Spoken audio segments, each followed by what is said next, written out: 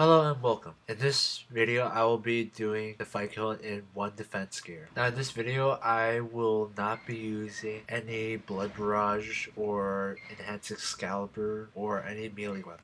I did use the Tortoise, but if you skip to the end, you'll see that I actually completed the fight kill with 18 potions left, and if I had not used the familiar and replaced the extra pouches with brews or restores, I could have done this in one defense gear and no familiar, no overload at all. But that's not what I did here. I did bring a familiar and I didn't want to go through another 2 hours of recording.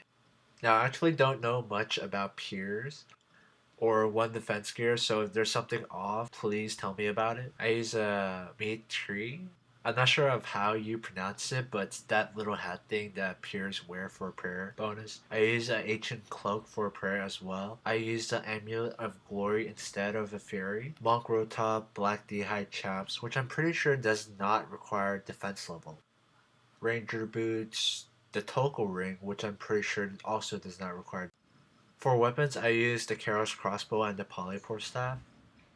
I used about 1,750 bolts from start to finish, but I'm not sure how much of the Polypore staff I had used. I brought a Glory and an Arcane Stream necklace switch. Oh, I want to note that I do not have access to a one defense account, so I just did this on my account. So the difference is maybe actual peer would use about at the most 1.5 times more brews than I use. In the entire fight kiln, I used 3 prayer renewal flasks, 7 and 4 6 restore flasks, 8 and 1 6 brew flask. And this is done while not being overloaded. So if you have access to overload, you would use even less. And for peers who plan to do it, I'm pretty sure most peers have access to at least a Terrorbird. So even if you only have access to a Terrorbird, you should be able to go through the entire fight kiln and complete it, as long as you're doing the right lures. So now I would say the requirements for the fight kiln has been lowered to a Polypore staff, a decent range level, which is at least a Karil's crossbow, and that's it. Well, really, you just need a mage level and a range level. A mage level to speed up the boss kill, and a range level to use less runes.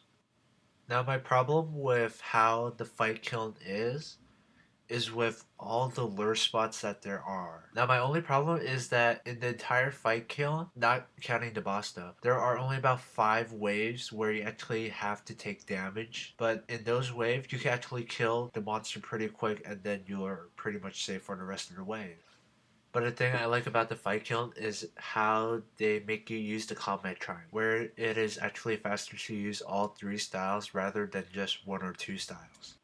This then goes into how fast you can switch between your weapons to save game ticks. Now about the Onyx reward, it is kind of weird that they put that as a reward, but I guess that's better than just having a cape and Toko reward like the fire cape. Now for surviving in the fight kill, it's really more of how you stay away from monsters and how you use your crystals. Like from wave 12 to 14, it's practically all mages, except for wave 12 where you get the 2 rangers and the 2 mages. So kill the 2 rangers first and then use a ranged crystal for wave 12 to 14. If you're not using a Steel Titan, it should last you all the way to 14. If you have a Steel Titan, it'll probably last you into 15 and maybe 16.